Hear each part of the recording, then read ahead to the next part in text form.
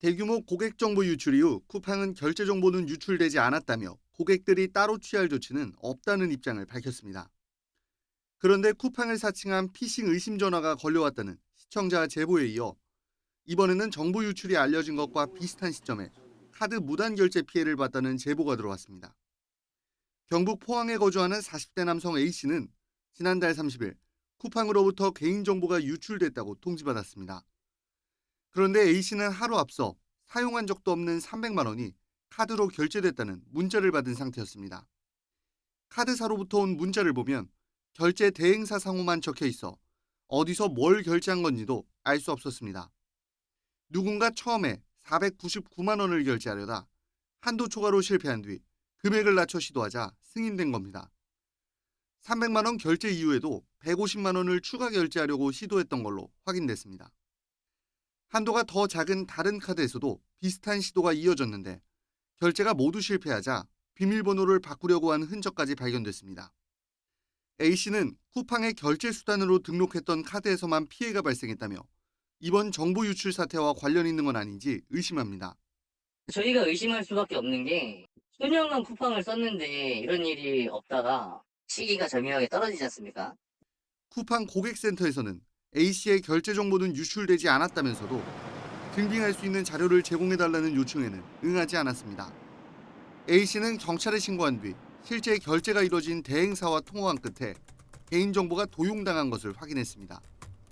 그런데 해당 결제 대행사에서는 A씨 사례처럼 카드 주인 몰래 무단 결제된 경우가 추가로 있었던 것으로 파악됐습니다. 결제 정보가 실제 어디서 유출된 건지는 확인이 필요한 상황이지만 전문가들은 시기적으로 볼 때 이번에 쿠팡에서 유출된 개인정보와 앞서 다른 경로를 통해 유출된 정보들을 결합해 범죄에 악용했을 가능성도 염두에 둬야 한다고 지적합니다. 이미 유출됐던 정보랑 쿠팡에서 유출된 새로운 정보들을 결합을 하게 되면 거의 특정 개인의 모든 정보를 다 가지고 있다라고 보면 되겠죠. 그러면은 공격자 입장에서는 악용을 할 시나리오는 너무 많아질 수 있는. 2차 피해가 현실이 된 것 아니냐는 우려가 나오는 만큼 실효성 있는 대책 마련이 시급해 보입니다. YTN 배민혁입니다. 쿠팡 고객 계정 정보 유출은 지난 6월 말부터 무려 5달 가까이 이뤄진 것으로 파악됐습니다. 정부는 조사 결과 일반 고객이 쿠팡에 접속할 때 인증에 사용되는 암호키가 사용됐다고 밝혔습니다. 인증용 토큰을 전자서명하는 암호키가 악용되었습니다. 현재까지 공격이 식별된 기간은 25년 6월 24일부터 11월 8일까지이며 정보 유출 공격자로 지목된 중국 국적의 전 쿠팡 직원의 실체도 조금씩 드러났습니다. 쿠팡에서 인증 시스템을 만드는 개발자였습니다. 인증 시스템을 개발하거나 그런 그 개발자였었습니다. 보통 개발팀이 여러 역할을 가지고 있는 직원들을 모아서 하나의 팀을. 박 대표는 또 해당 전 직원은 파견 임시직이 아닌 정규직 직원이었고 같은 팀 다른 동료들은 현재 쿠팡에서 일하고 있다고 답했습니다. 쿠팡 개발자의 절반 이상이 중국인과 인도인 등 외국인으로 구성됐다는 내부 폭로글에 대해선 사실이 아니라고 부인했습니다. 용의자의 대략적인 범행 방법도 언급됐습니다. They took the key whilst they were still working at Coupang. When they left Coupang, their accounts would have been terminated and had been terminated, but the key had already been taken and was then used externally to generate the tokens. 당장은 결제 정보와 로그인 정보가 유출되지 않았다는 설명이지만 SK텔레콤 때와 같이 조사 과정에서 유출이 더 확인될 수 있어 사전 조치가 필요하다는 지적도 나왔습니다. 결제 카드를 등록하셨다라면 전부 다 삭제하셔야 되고요. 비밀번호, 카드 비밀번호를 바꾸실 수 있으면 바꾸시는 게 좋고요. 아마 민간합동조사단이 전수조사를 하면 피해가 더 확산될 수 있기 때문에 최악의 상황을 가정하고. 이런 가운데 쿠팡이 공식 사과문에서 정보 유출을 노출이라고 축소하고 사과문을 홈페이지에서 삭제한 것과 관련해 질타가 이어졌습니다. YTN 박견입니다.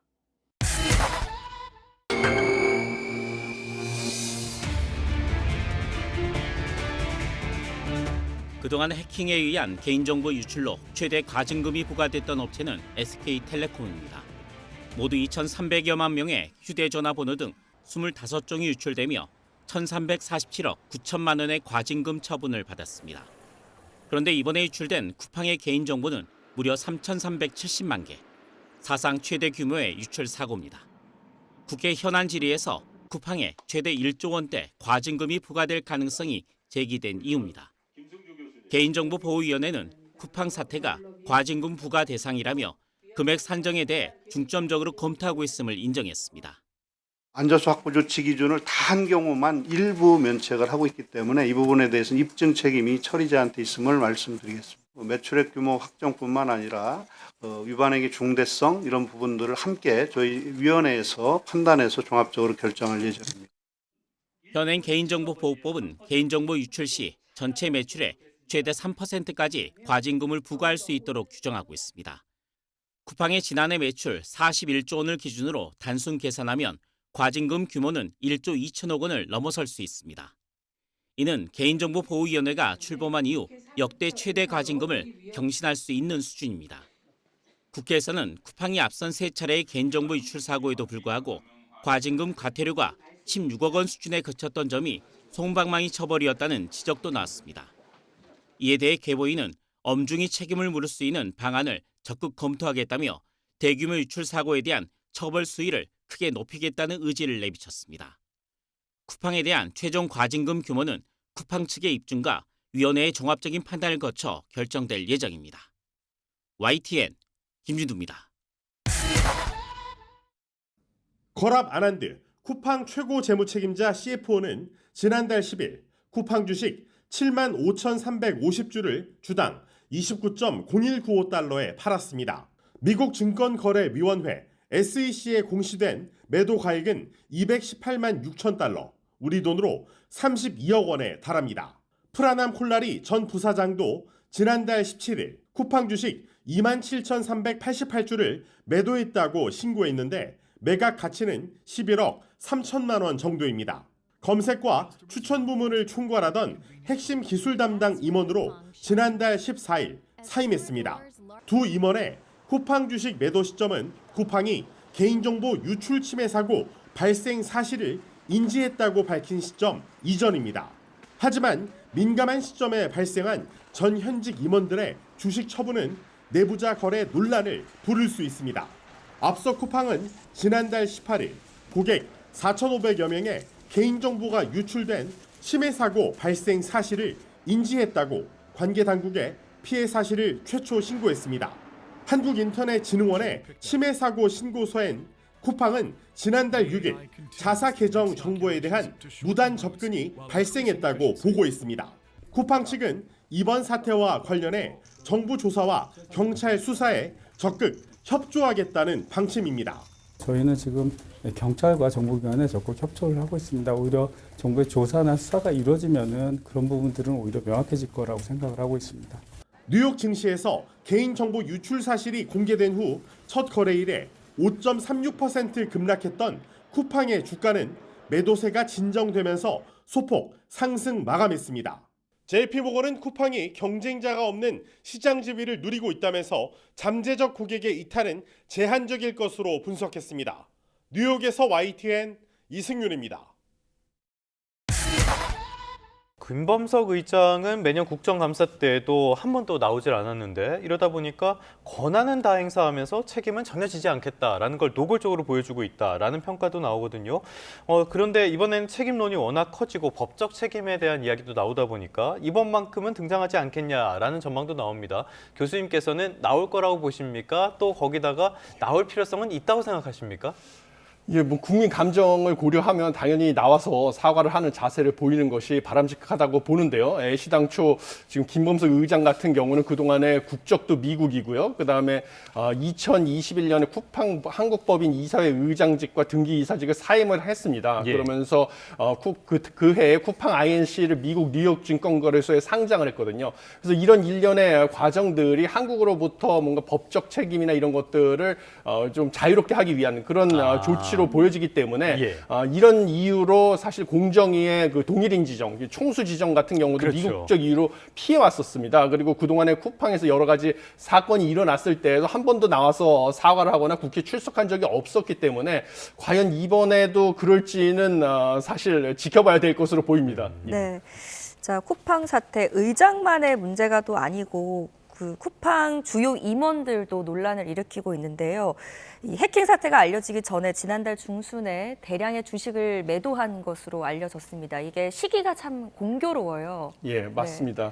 사실 지금 시기 같은 경우는 앵커께서 지적하신 것처럼 상당히 그 애매한 시기에 매도가 이루어졌습니다. 그래서 아난드 쿠팡 최고 재무 책임자 같은 경우는 지난달 10일 75,350주를 매도해서 약 32억 원의 그 차익을 얻었고요. 그래서 수익을 얻었고, 그 다음에 프라남 콜라리 전 부사장 같은 경우는 지난달 17일 27,388주를 매도해서 약 11억 3천만 원을 이제 벌었습니다.